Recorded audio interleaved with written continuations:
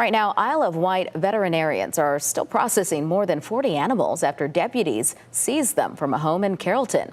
The sheriff's office searched a property on Smith's Neck Road yesterday and found dozens of dogs and horses in bad condition. Emily Harrison brings us up to speed with the investigation and why Animal Services had to temporarily close its doors.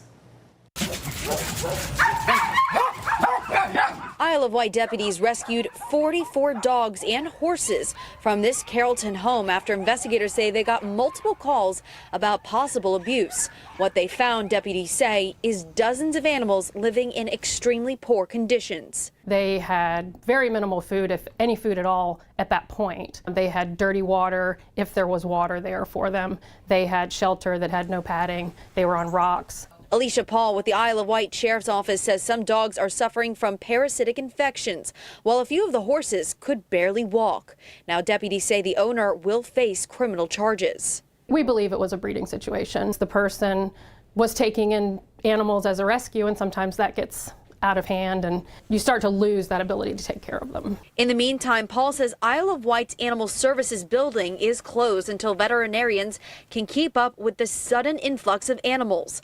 Paul says staff is doing its best, but the building is full.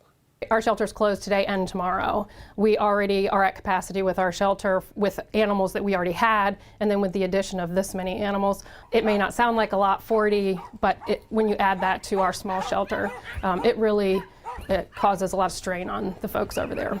In Isle of Wight, I'm Emily Harrison, 13 News Now. We're told Isle of Wight Animal Services will start accepting visitors again on Monday.